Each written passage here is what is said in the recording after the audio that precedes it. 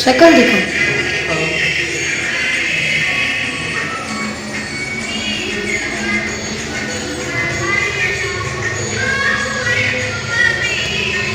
ये पंचामृत बना है, इसमें डालेंगे तुलसी के पत्ते। ये प्रसाद पूर्णिमा सत्यनारायण भगवान के यहाँ रखते हैं। दीपक जला दिया है।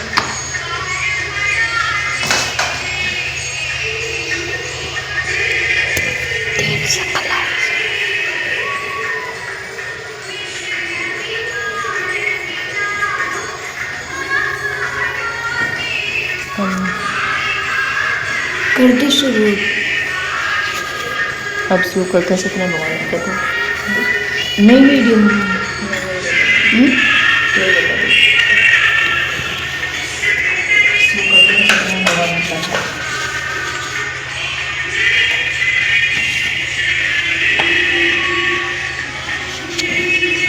बोले सत्यनारायण भगवान की जय।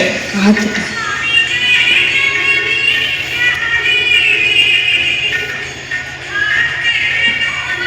एक समय नैमिषारण्य तीर्थ में सौनकादिक 88,000 ऋषियों ने श्री सूत जी से पूछा था, हे प्रभु, इस कलयुग में वेद विद्या रहित मनुष्यों को प्रभु भक्ति किस प्रकार मिलेगी तथा उनका उद्धार कैसे होगा। इसलिए हे मुनिश्रेष्ठ, कोई ऐसा तप कहिए जिससे थोड़े ही समय में पुण्य प्राप्त हो तथा मनवांछित फल मिले। वह कथा सुनने की हमारी इच्छा है। सर्वशास्त्र ज्ञाता श्री सूत जी बोले, हे वैष्णव, मैं पूज्य आप सब ने के प्राणियों के हित की बात पूछी है। अब मैं उस श्रेष्ठ व्रत को आप लोगों से कहूँगा जिस व्रत को नारद जी ने लक्ष्मी नारायण जी से पूछा था और लक्ष्मीपति से मुनिश्रेष्ठ नारद जी ने से कहा था। सो ध्यान से सुनो। एक समय योगीराज नारद जी दूसरों के हित की इच्छा से अनेक लोकों में घूमते हुए मृत्यु लोक में आ पहुँचे। यहाँ अनेक योनियों में जन्मे हुए प्राय सभी मनुष्यों को अपने कर्मों द्वारा अनेकों दुखों से पीड़ित देखकर सोचा कि किस यत्न से करने से निश्चय ही प्राणियों के दुखों का नाश हो सकेगा। ऐसा मन में सोचकर विष्णु लोक को गए। वहाँ श्वेत वर्ण और 4 भुजाओं वाले देवों के इस नारायण को देखकर, जिनके हाथों में शंख चक्र गदा और पद्म थे तथा वरमाला पहने हुए थे, स्तुति करने लगे, हे भगवान, आप अत्यंत शक्ति से संपन्न है। मन तथा वाणी भी आपको नहीं पा सकती। आपका आदि मध्य अंत नहीं है। निर्गुण स्वरूप सृष्टि से आदिभूत व भक्तों के दुखों को नष्ट करने वाले हो। आपको मेरा नमस्कार। नारद जी से इस प्रकार की स्तुति सुनकर विष्णु भगवान बोले, हे मुनिश्रेष्ठ, आपके मन में क्या है? आपका किस काम के लिए आगमन हुआ है? निसंकोच कहो। तब मुनिश्रेष्ठ बोले, मृत्युलोक में सब मनुष्य जो अनेक योनियों में पैदा हुए हैं, अपने अपने कर्मों द्वारा अनेक प्रकार के दुखों से दुखी हो रहे हैं। हे नाथ, मुझ पर दया रखते हुए बताइए कि उन मनुष्यों के सब दुख थोड़े ही प्रयत्न में कैसे दूर हो सकते हैं। नारद, मनुष्यों की भलाई के लिए तुमने बहुत अच्छी बात पूछी है। जिस काम के करने से मनुष्य मोह से छूट जाता है, वह मैं कहता हूँ, सुनो। वह पुण्य देने वाला स्वर्ग तथा मृत्युलोक दोनों में दुर्लभ एक उत्तम व्रत है। आज मैं प्रेमवश होकर तुमसे कहता हूँ, सत्यनारायण का यह व्रत अच्छी तरह विधि पूर्वक करके मनुष्य आयु प्रियत यहाँ सुख भोग कर मोक्ष को प्राप्त होता है। श्री भगवान के वचन सुनकर नारद मुनि बोले, उस व्रत का फल क्या है, क्या विधान है और किसने यह व्रत किया है? किस दिन यह व्रत करना चाहिए? विस्तार से बताइए। भगवान बोले, दुख शोक आदि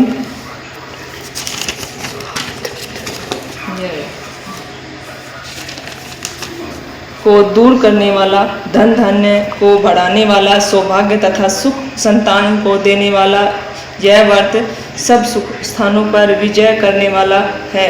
भक्ति और श्रद्धा से के साथ किसी भी दिन मनुष्य शाम के समय ब्राह्मणों और बंधुओं के साथ श्री सत्यनारायण भगवान की धर्मप्राय होकर पूजा करके भक्ति भाव से नैवेद्य केले फल आदि फल केले घी दूध गेहूं का चूर्ण सवाय ले। गेहूं के अभाव से साठी का चूर्ण शक्कर तथा गुड़ ले और सब भक्षण योग्य पदार्थ जमा करके भगवान के अर्पण कर दे तथा बंधुओं सहित ब्राह्मणों को भोजन कराएं। उसके बाद स्वयं भोजन करें। नृत्य गीत आदि का आचरण कर सत्यनारायण भगवान का स्मरण करते हुए समय व्यतीत करें। इस तरह व्रत करने से मनुष्य को वे इच्छा निश्चय पूरी होगी। विशेषकर कलिकाल में भूमि पर यही मोक्ष का सरल उपाय है। बोलो सत्यनारायण भगवान की जय। दूसरा अध्याय। नित्य पृथ्वी पर दूसरा अध्याय। सूत जी बोले, हे ऋषियों, जिसने पहले समय में इस व्रत को किया है उसका इतिहास कहता हूँ, ध्यान से सुनो। सुंदर काशी नगर में एक अत्यंत निर्धन ब्राह्मण रहता था। वह भूख से प्यास से बेचैन हुआ नित्य ही पृथ्वी पर घूमता था। ब्राह्मणों से प्रेम करने वाले भगवान ने ब्राह्मण को दुखी देखकर बूढ़े ब्राह्मण का रूप धर उसके पास जा आदर के साथ पूछा, हे विप्र, नित्य दुखी हुआ पृथ्वी पर क्यों घूमता है? हे श्रेष्ठ ब्राह्मण, यह सब मुझसे कहो, मैं सुनना चाहता हूँ। ब्राह्मण बोला, मैं निर्धन ब्राह्मण हूँ, भिक्षा के लिए पृथ्वी पर घूमता हूँ। हे भगवान, यदि आप इसका उपाय जानते हैं तो कृपा कर कहो। वृद्ध ब्राह्मण बोला, सत्यनारायण भगवान मनवांछित फल देने वाले हैं, इसलिए ब्राह्मण तू उसका पूजन कर, जिसके करने से मनुष्य सब दुखों से मुक्त होता है। ब्राह्मण को व्रत का विधान बताकर बूढ़े ब्राह्मण का रूप धारण करने वाले सत्यनारायण भगवान अंतर्धान हो गए। जिस व्रत को वृद्ध ब्राह्मण ने बताया मैं उसको करूँगा, यह निश्चय करने पर उसे रात भर नींद भी नहीं आई। वह सवेरे उठकर सत्यनारायण भगवान के व्रत का निश्चय कर भिक्षा मांगने चला। उस दिन उसे भिक्षा में बहुत सा धन मिला, जिससे बंधु बांधवों के साथ सत्यनारायण भगवान का व्रत किया। इसके करने से ब्राह्मण सब दुखों से छूटकर अनेक प्रकार की संपत्तियों से युक्त हुआ। उस समय से वह ब्राह्मण हर मास व्रत करने लगा। इस तरह सत्यनारायण भगवान के व्रत को जो करेगा वह सब पापों से छूटकर मोक्ष को प्राप्त होगा। आगे जो पृथ्वी पर सत्यनारायण भगवान का व्रत करेगा वह मनुष्य सब दुखों से छूट जाएगा। इस तरह नारद जी ने नारायण का कहा हुआ यह व्रत मैंने तुमसे कहा है। विप्रो, मैं सब अब और क्या कहूँ। ऋषि बोले, हे मुनिवर, संसार में इस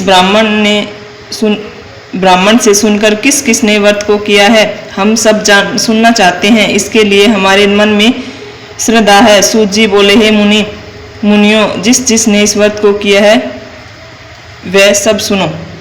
एक समय एक ब्राह्मण धन से ऐश्वर्य के अनुसार बंधु बांधवों के साथ व्रत करने को तैयार हुआ। उसी समय एक लकड़ी बेचने वाला बूढ़ा आदमी आया और बाहर लकड़ियों के रखकर ब्राह्मण के मकान में के बैठ गया।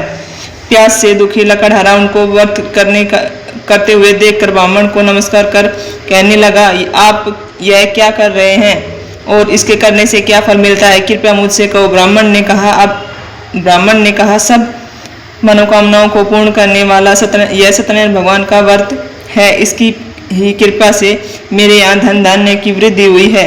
ब्राह्मण से इस व्रत के बारे में जानकर लकड़हारा बहुत प्रसन्न हुआ और चरणामृत ले और प्रसाद खाने के बाद अपने घर को गया। लकड़हारे ने अपने मन में इस प्रकार का संकल्प किया कि आज गांव में लकड़ी बेचने में जो धन मिलेगा उसी से सत्यनारायण देव का उत्तम व्रत करूंगा। यह मन में विचार कर वह बूढ़ा लकड़हारा लकड़ियां अपने सिर पर रखकर जिस नगर में धनवान लोग रहते थे वहां गया और उसे रोज वहां पर उन लकड़ियों का दाम पहले से 2 गुना चौगुना मिला। तब वह बूढ़ा लकड़हारा दाम ले और अति प्रसन्न हुआ। पके केले की फली, शक्कर, घी, दूध, दही और गेहूं का चूर्ण इत्यादि सत्यनारायण भगवान के व्रत की कुल सामग्री लेकर अपने घर गया। फिर उसने अपने भाइयों को बुलाकर विधि के साथ भगवान जी का पूजन और व्रत किया। उस व्रत के प्रभाव से वह बूढ़ा लकड़हारा धन पुत्र आदि से युक्त हुआ और संसार में समस्याओं सुख भोग कर वैकुंठ को चला गया। बोलो सत्यनारायण भगवान की जय। सूत जी बोले, हे श्रेष्ठ मुनियों, अब आगे की कथा कहता हूँ, सुनो। पहले एक समय में उल्कामुख नाम का एक बुद्धिमान राजा था। वह सत्यवक्ता और जितेंद्रिय था। प्रतिदिन देव स्थानों पर जाता था, गरीबों को धन देकर उनके कष्ट दूर करता था। अब उनकी पत्नी कमल के समान मुख वाली थी, सती साध्वी थी। भद्रशील नदी के तट पर उन दोनों ने श्री सत्यनारायण भगवान का व्रत किया। उस समय वहां एक साधु वैश्य आया। उसके पास व्यापार के लिए बहुत सा धन था। वह नाव को किनारे पर ठहराकर राजा के पास आ गया और राजा से को व्रत करते हुए देखकर विनय के साथ पूछने लगा, हे राजन, भक्ति युक्त चित्त से यह आप क्या कर रहे हैं? मेरी सुनने की इच्छा है, सो आप मुझे बताओ।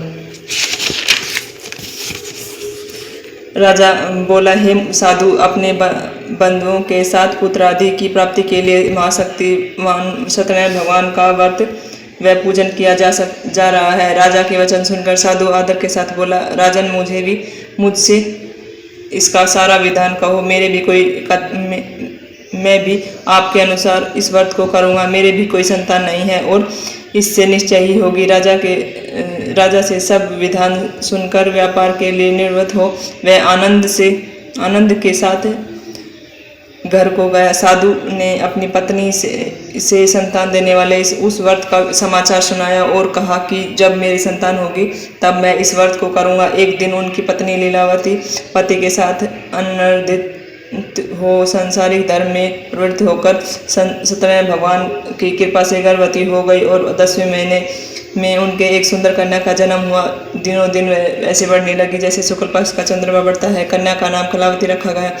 तब लीलावती ने अपने पति से कहा, आपने संकल्प किया था कि भगवान का व्रत करूंगा, अब आप उसे करिए। साधु बोला, हे प्रिय, इसके व्रत विवाह पर करूंगा। इस प्रकार उनकी पत्नी को आश्वासन दे वह नगर को गया। कलावती पितृ में वृद्धि को प्राप्त हो गई। साधु ने जब नगर में अपनी सखियों के साथ अपनी पुत्री को देखा तो तुरंत दूतों को बुलाकर कहा, पुत्री के लिए सुइयों के वर देख कर लाओ। साधु के आज्ञा पाकर दूत कंचन नगर पहुंचा और वहां से खोज और देखभाल कर लड़की के लिए सुइयों वर्णित पुत्र ले आया। उस सुइयों लड़के को देखकर साधु ने अपने बंधु बांधवों सहित प्रसन्नचित होकर अपनी पुत्री का विवाह उसके साथ कर दिया। किंतु दुर्भाग्यवश विवाह के समय भी उसको व्रत को करना भूल गया। तब श्री भगवान क्रोधित हो गए और श्राप दिया कि तुम्हें दारुण दुख प्राप्त होगा। अपने कार्य से कुशल साधु बनिया जमाता सहित समुद्र स्थित रतनपुर नगर में गया और वहां दोनों ससुर जमाई चोर राजा चंद्रकेतु राजा के साथ उस नगर में व्यापार करने लगे। एक रोज भगवान सत्यनारायण भगवान की माया से प्रेरित कोई चोर राजा का धन चुराकर भागा जा रहा था, किंतु राजा के दूतों को आता देखकर चोर ने घबराकर भागते हुए राजा का धन को वहीं चुपचाप रख दिया जहां ससुर जमाई ठहरे थे। जब दूतों ने उस साधु वैश्य के पास राजा का धन रखा देखा तो दोनों को बांधकर राजा से बोले, यह दो चोर पकड़ कर लाए हैं। तब राजा की आज्ञा से उनको कठोर कारावास में डाल दिया गया और उनका सारा धन छीन लिया। उसे चोर चुरा कर सत्यनारायण भगवान के श्राप द्वारा उनकी पत्नी भी घर में बहुत दुखी हुई। उनके घर पर भी धन रखा था उसे चोर चुरा कर ले गए। शारीरिक और मानसिक पीड़ा से भूख प्यास से अति दुख और अन्न की चिंता में कलावती एक ब्राह्मण के घर गई। वहां उसने सत्यनारायण भगवान का व्रत होते देखा। फिर कथा सुनी तथा प्रसाद ग्रहण कर रात के घर आई। माता कलावती से कहा, हे पुत्री, अब तक कहाँ थी? कलावती बोली, हे माता, मैंने एक ब्राह्मण के घर श्री सत्यनारायण भगवान का व्रत देखा है। कन्या के वचन सुनकर लीलावती भगवान के साथ के पूजन की तैयारी करने लगी। लीलावती ने परिवार और बंधुओं सहित श्री सत्यनारायण भगवान का पूजन किया और वर मांगा कि मेरे पति और दामाद शीघ्र ही आ जाएं। साथ ही प्रार्थना की कि हम सबका अपराध क्षमा करो। सत्यनारायण भगवान के इस व्रत से संतुष्ट होकर राजा के चंद्रकेतु के सपन में दर्शन देकर कहा, हे राजन, दोनों वैश्य को प्रातः ही छोड़ दो, वरन सारा धन जो तुमने ग्रहण किया है उससे दुगुना दे दो, नहीं तो तुम्हारा धन, राज्य, पुत्र आदि सब नष्ट कर दूंगा। राजा से ऐसे वचन सुनकर भगवान अंतर्ध्यान हो गए। प्रातः काल राजा चंद्रकेतु ने सभा में अपना संपन्न सुनाया। फिर दोनों वणित पुत्रों को कैद से मुक्त कर सभा में बुलाकर दोनों को आते ही राजा को नमस्कार किया और राजा के मीठे वचनों से बोला, हे महानुभाव, पहनाए भाग्यवश ऐसा दुख प्राप्त हुआ है। अब तुम्हें कोई भय नहीं। ऐसा कहकर राजा ने उनको नए नए वस्त्र भूषण पहनाए तथा उनका जितना धन लिया था उससे दोगुना धन देकर आदर सत्कार सहित उनको विदा किया। दोनों वैश्य अपने घर को चले गए। बोलो सत्यनारायण भगवान की जय। चौथा अध्याय। सूत जी बोले, वैश्य ने मंगलाचार करके यात्रा आरंभ की और अपने नगर को चला। उसके थोड़ी दूर निकलने पर दंडी वेशधारी सत्यनारायण भगवान ने उससे पूछा, हे साधु, तेरी नाव में क्या है? और अभिमानी वणित हंसता हुआ बोला, हे दंडी, क्या आप क्यों पूछ रहे हैं? क्या धन लेने की इच्छा? मेरी नाव में बेलपत्र और बेलपत्ते भरे हैं। वैश्य का कठोर वचन सुनकर भगवान ने कहा, तुम्हारा वचन सत्य हो। दंडी का ऐसा कहकर वहां से दूर चले गए और कुछ दूर जाकर समुद्र के किनारे बैठकर दंडी के जाने का वैश्य ने नित्य क्रिया करने वहां से क्रिया के बाद नाव को ऊंची उठी देखकर अचंभा किया और नाव में बेलपत्ते आदि देखकर मूर्छित हो जमीन पर गिर पड़ा। फिर मूर्छा खुलने पर अत्यंत शोक प्रकट करने लगा। तब उसका दामाद बोला कि आप शोक न करें, यह दंडी का श्राप है, अतः उनकी शरण में चलना चाहिए, तभी हमारी मनोकामना पूरी होगी। दामाद के वचन सुनकर वह दंडी उसके पास पहुंचा और अत्यंत भक्ति भाव से नमस्कार करके बोला, मैंने जो आपसे असत्य वचन कहे थे उसको क्षमा करो। ऐसा कहकर महान शोकातुर रोने लगा। तब दंडी भगवान बोले, हे वर्णित पुत्र, मेरी आज्ञा से तुम्हें बार बार दुख प्राप्त हुआ है। तू मेरी पूजा से विमुख हुआ है। साधु बोला, हे भगवान, आपकी माया से मोहित ब्रह्मा आदि भी आपके रूप को नहीं जानते, तब मैं अज्ञानी कैसे जान सकता हूँ? आप प्रसन्न होइए, मैं सामर्थ्य अनुसार आपकी पूजा करूँगा। मेरी रक्षा करो और पहले के समानों का मैं धन भर दो। उसके भक्ति युक्त वचन सुनकर भगवान प्रसन्न हो उसकी इच्छा अनुसार वर देकर अंतर्ध्यान हो गए। तब उन्होंने नाव में आकर देखा कि नाव में धन परिपूर्ण है। फिर वह भगवान सत्यनारायण भगवान का पूजन कर साथियों सहित अपने नगर को चला। तब अपने नगर के निकट पहुंचा। तब दूत को घर भेजा। दूत ने साधु के घर उसकी पत्नी को नमस्कार कर कहा कि साधु अपने दामाद सहित नगर के समीप आ गए हैं। ऐसा सुनकर साधु की पत्नी ने बड़े हर्ष के साथ सत्यदेव का पूजन कर पुत्री को कहा, अपने पति के दर्शन को जाती हूँ, तू कार्य पूर्ण कर शीघ्र ही आ जाना। माता के ऐसे वचन सुनकर कलावती प्रसाद छोड़कर पति के पास गई। प्रसाद की अवज्ञा के कारण सत्यदेव ने रुष्ट होकर उसके पति को नाव सहित पानी में डुबा दिया। कलावती अपने पति को देखकर रोती हुई जमीन पर गिर गई। इस तरह नौका को डूबा हुआ देखकर, कन्या को रोता हुआ देखकर साधु दुखी हो बोला, हे प्रभु, मुझसे या मेरे परिवार से जो भूल हुई है उसे क्षमा करो। उसके दीन वचन सुनकर सत्यदेव प्रसन्न हो गए और आकाशवाणी हुई कि साधु, तेरी कन्या मेरे प्रसाद को छोड़कर आई है, इसलिए इसका पति अंतर ध्यान हुआ है। यदि यह प्रसाद खाकर लौटे तो इसका पति अवश्य ही मिलेगा। ऐसे आकाशवाणी सुनकर कलावती ने घर पहुंचकर प्रसाद खाया, फिर आकर पति के दर्शन किए। तत्पश्चात साधु ने बंधु बांधवों के सहित सत्यदेव का विधि पूर्वक पूजन किया। उस दिन से वह पूर्णिमा को सत्यनारायण का पूजन करने लगा। फिर इस लोक का सुख होकर वैकुंठ स्वर्ग लोक को चला गया। बोलो सत्यनारायण भगवान की जय।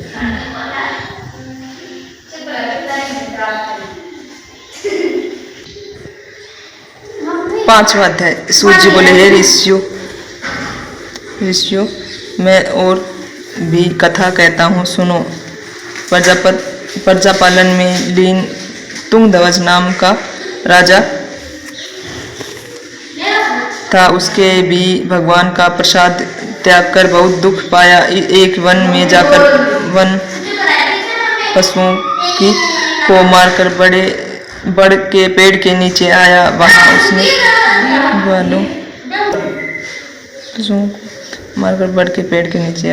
उसने ग्वालों को भक्ति भाव से बांधो सहित सत्यनारायण भगवान जी का पूजन करते देखा। राजा देखकर भी अभिमानवश वहां नहीं गया और विनय ही नमस्कार किया। जब ग्वालों ने भगवान का प्रसाद उसके सामने रखा तो वह प्रसाद त्याग कर अपने सुंदर नगर को चला गया। वहां उसने अपना सब कुछ नष्ट पाया तो वह जान गया कि यह सब भगवान ने किया है। तब वहां ग्वालों के समीप गया और विधि पूर्वक पूजन कर प्रसाद खाया तो सत्यदेव की कृपा से पहले जैसा था वैसा ही हो गया। फिर दीर्घकाल तक सुख भोग कर मरने के बाद स्वर्गलोक को गया। जो मनुष्य इस परम दुर्लभ व्रत को करेगा, भगवान की कृपा से उसे धन धान्य की प्राप्ति होगी, निर्धन धनी होगा, बंदी बंधन से मुक्त होगा, निर्भय हो जाता है, संतानहीनों को संतान प्राप्ति होती है तथा मनोकामना पूर्ण होती है, होकर अंत में वैकुंठ धाम को जाता है। जिन्होंने पहले इस व्रत को किया है उनके दूसरे जन्म की कथा कहता हूँ। वृद्ध संतानंद ब्राह्मण ने सुदामा का जन्म लेकर मोक्ष को पाया। उल्कामुख नाम का राजा दशरथ होकर वैकुंठ प्राप्त हुआ। साधु नाम का वैश्य मोर ध्वज बनकर अपने पुत्र को आरी चीरकर मोक्ष को प्राप्त हुआ। महाराज तुंगध्वज ने स्वयंभू होकर भगवान की भक्ति युक्त कर्म कर मोक्ष को प्राप्त किया। बोलो सत्यनारायण भगवान की जय।